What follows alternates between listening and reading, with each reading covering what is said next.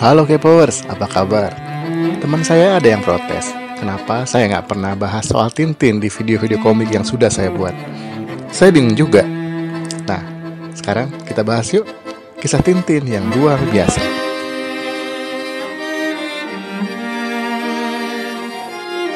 Kenapa luar biasa? Karena Tintin duluan mendarat di bulan 15 tahun sebelum Neil Armstrong, manusia pertama yang mendarat di bulan tahun 1969.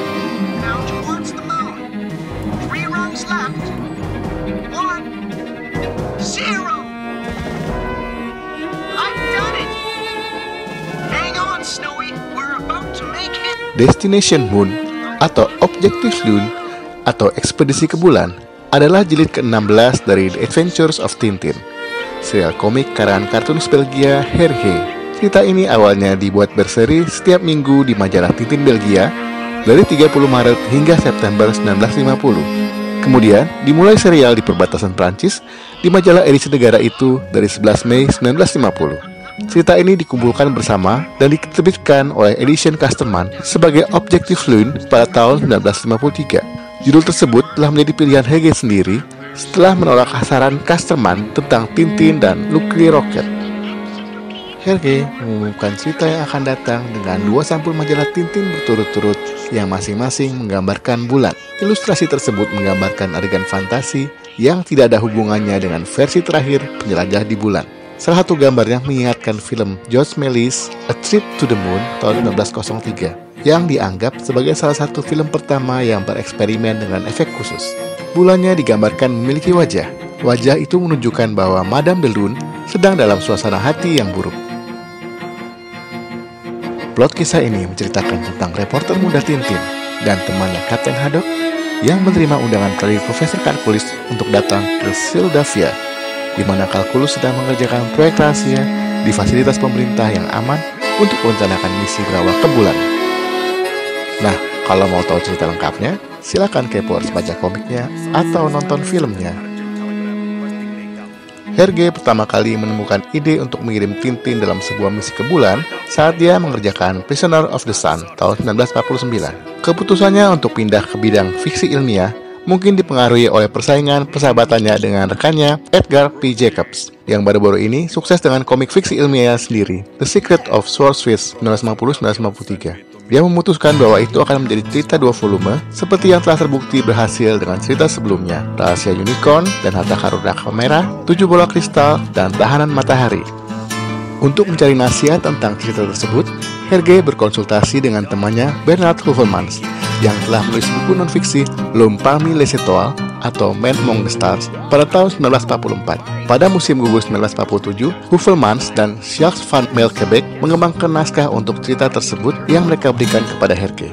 Ekspedisi Bulan Kalkulus berdasarkan versi ini di lokasi fiksi Radio City di Amerika Serikat.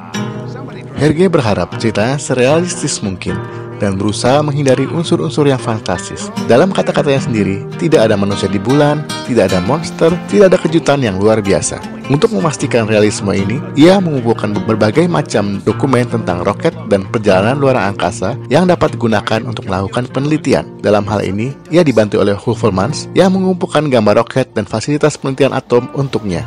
Arsip penelitian Hergé termasuk artikel dari majalah Amerika Collier's yang membahas bagaimana umat manusia dapat mencapai bulan, serta buku-buku oleh Pierre Rousseau dan Auguste Piccard. Sebuah karya lebih lanjut yang dia gunakan adalah L'Astronaute tahun 1950, sebuah buku tentang perjalanan luar angkasa oleh fisikawan Alexander Ananov, dengan siapa Hergé memulai korespondensi pada April 1950. Dia juga mengunjungi atelier Pusat Penelitian Atom Reconstruction Electrics de Charolais, mengadakan korespondensi berikutnya dengan direkturnya Max Hoyos. Hergé memasukkan banyak informasi teknis ini ke dalam cerita, tetapi menyandingkannya dengan momen-momen humor agar lebih mudah diakses oleh pembaca mudanya.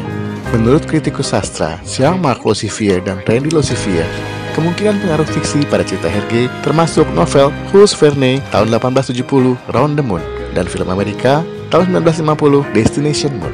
Hergé tentu saja terinspirasi oleh sejumlah foto fotografi dari film Destination Moon yang telah diterbitkan.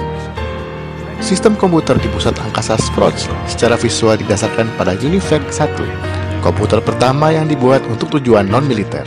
Hergé mendasarkan roket bulannya pada desain roket V2 yang telah dikembangkan oleh ilmuwan Jerman selama Perang Dunia Kedua. Pola kotak-kotak merah putih pada roket Hergé didasarkan pada ilustrasi V2 yang ditemukan Hergé dalam buku Leslie Simon tahun 1947, German Research in World War II. Explorers to the Moon adalah cerita pertama yang diproduksi seluruhnya oleh Studio Hergé, sebuah perusahaan yang didirikan pada tanggal 6 April 1950 untuk membantunya membuat cerita-cerita Tintin. Menandai pendaratan Apollo 11 di bulan pada tahun 1969, Hergé membuat ilustrasi di mana astronot NASA Neil Armstrong baru saja tiba di bulan hanya untuk disambut oleh Tintin, Snowy, Haddock, dan Calculus membawa mawar dan tanda menyambutnya. Pada tahun yang sama, majalah Perancis Paris Match menugaskan Hergé untuk membuat komik pendek yang mendokumentasikan pendaratan Apollo 12.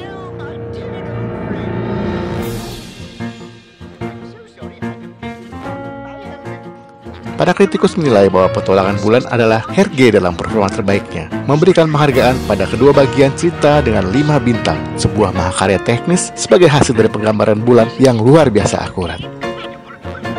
Oh ya, intinya ini ada gamenya dong.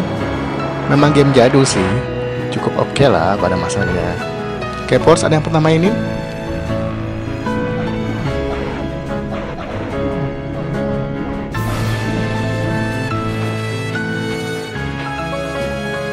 Nah, keren kan? Hergé ternyata melakukan riset dan usaha yang sangat serius dalam membuat komik ini. Bagaimana pendapat K-Force? Tulis di kolom komentar ya. Jangan lupa klik like, share, dan subscribe.